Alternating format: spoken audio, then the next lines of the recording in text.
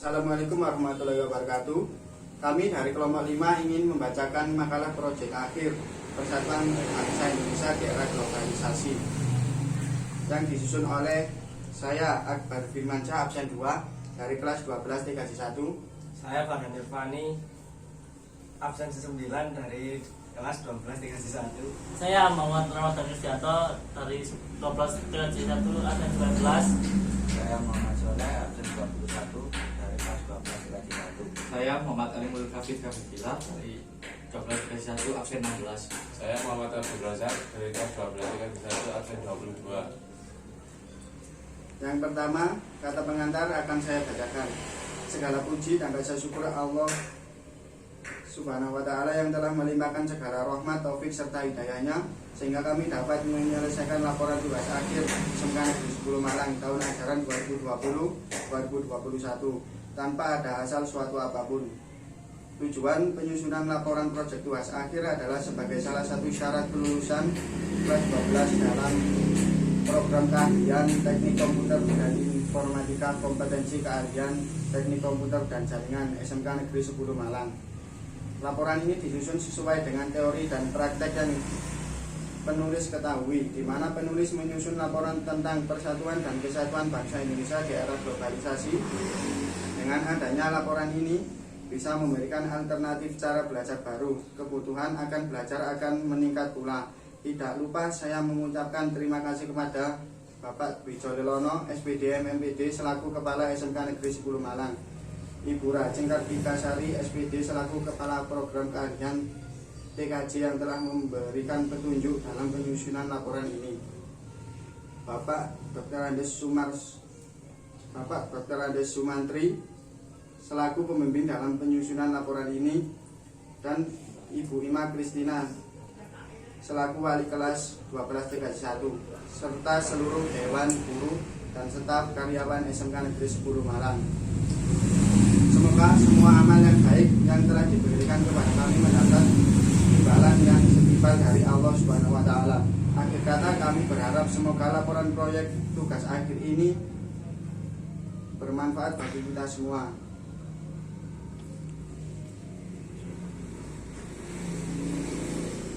Bab 1. Pendahuluan. A. Membuat judul Persatuan dan Kesatuan Bangsa Indonesia di Era Globalisasi. B. Waktu pelaksanaan 15 Maret 2021. C. Pada kegiatan apa makalah ini dibuat. Penilaian akhir kelas semester 12.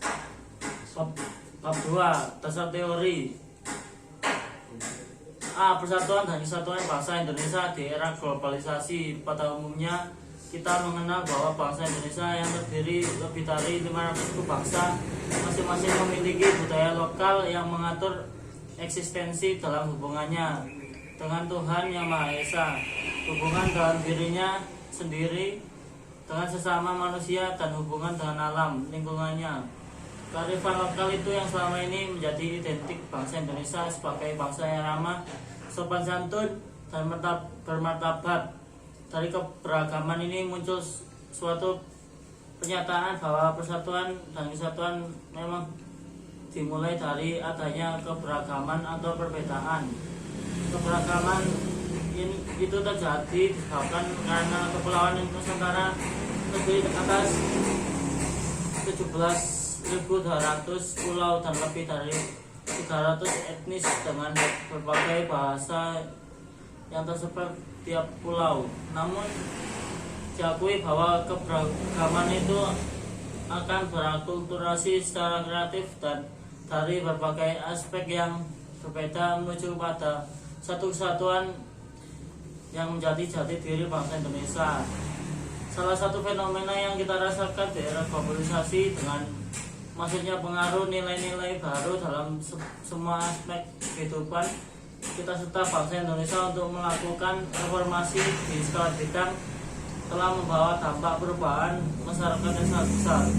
Dampak positif yang kita rasakan antara lain adalah perkembangan kemajuan ilmu pengetahuan dan teknologi seni akibat teknologi informasi. Namun dampak negatif menyertai juga dengan masalah sosial budaya yang menyangkut hal mendasar dan mentalitas bangsa. Selanjutnya dari berbagai event budaya terlihat bahwa perkawinan budaya dalam era globalisasi saat ini memperlihatkan kecenderungan akan pengaruh dominan budaya barat westernisasi terhadap kebudayaan yang telah ada di Indonesia. Masyarakat secara umum berinteraksi dengan budaya asing tersebut terus-menerus menyerap budaya barat dalam kehidupan kesehariannya, sehingga tidak disadari bahwa budaya Indonesia yang sangat tinggi beransur-ansur kehilangan akar daya dan nilai dasarnya.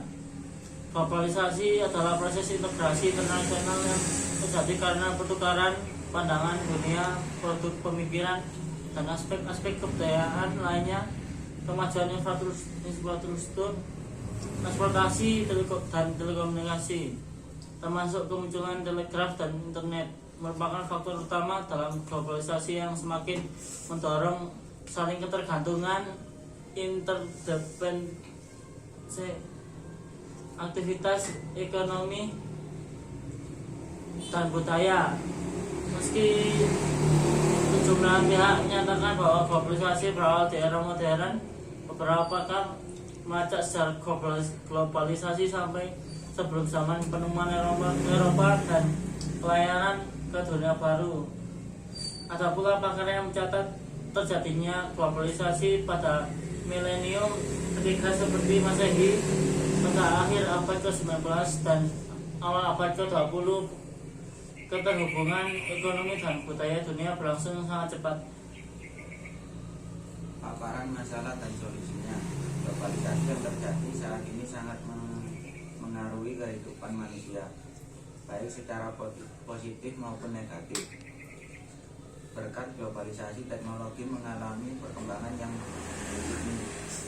signifikan. Kita dapat berkomunikasi jarak jauh hanya dengan gerakan dari smartphone. Informasi itu bukan lagi hal yang mahal atau sulit untuk didapatkan, karena internet menyediakan semuanya. Tapi di sisi lain, globalisasi memberikan pengaruh negatif terhadap masyarakat. Salah satu yang paling kentara adalah perubahan nilai dan norma ketika bersentuhan dengan budaya lain. Tentu ada nilai-nilai luar yang kita adaptasi, walaupun itu secara sadar atau tidak. Jika kita hanya mengambil yang baik saja, tentu tidak ada masalah. Sayangnya ada juga yang justru meniru nilai-nilai buruk sehingga meningkatkan tingkat kejahatan ekonomi masyarakat. Beberapa contoh masalah dalam globalisasi sebagai berikut. 1. Pergeseran kultur budaya timur ke barat di berbagai aspek kehidupan masyarakat. 2. Berkembangnya sikap-sikap negatif pada kelompok masyarakat karena dampak negatif globalisasi dan modernisasi seperti sikap individualis, egois, maupun menang sendiri, anarki. 3. Menurunkan nasionalisme, rasa kebangsaan dan persatuan. 4. Berpikir secara instan, kurang semangat kerja keras, masa bodoh.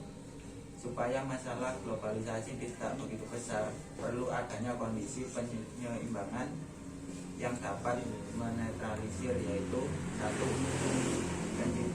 Kecintaan terhadap budaya nasional masih terasa di lingkungan masyarakat dan generasi muda. 2. Nilai-nilai spiritual masih sangat berpengaruh di seluruh lapisan masyarakat sehingga merupakan fungsi kendali kehidupan sosial masyarakat. 3. Pertahanan budaya masyarakat, peduli masyarakat, pemilik kultur, sifat gotong royong, hormat pada orang yang lebih tua. 4. Penutup A. Kesimpulan, globalisasi adalah proses integrasi internasional yang terjadi karena pertukaran pandangan dunia, produk, pemikiran, dan aspek-aspek kebudayaan lainnya. Kemajuan infrastruktur transportasi dan telekomunikasi, termasuk kemunculan telegram dan internet, merupakan faktor utama dalam globalisasi yang semakin mendorong saling ketergantungan, interdependensi, aktivitas ekonomi dan budaya. Banyak cara yang bisa kita lakukan dalam menjaga persatuan dan kesatuan Indonesia. Pertama, sikap toleransi, yaitu saling menghormati dan menghargai di tengah keberagaman budaya pada masyarakat. Kedua, menghormati perbedaan dengan selalu bersikap ramah dan menghilangkan egoisme masing-masing suku dan golongan. Ketiga, peran pemerintah diperlukan dalam pengambilan keputusan untuk melestarikan keragaman sosial budaya. Keempat, kesadaran masyarakat menjadi dasar dalam menjaga keanekaragaman tetap utuh di lingkungannya sendiri. B. Saran. Dengan terjadinya era globalisasi, kita harus tetap melestarikan budaya dan produk-produk lokal Indonesia. Dengan ini kita bisa membantu perekonomian Indonesia dan selalu selektif dalam memilih kultur budaya asing sesuai panduan nilai, norma, dan keyakinan agama. Demikian makalah dari kami. Wassalamualaikum warahmatullahi wabarakatuh.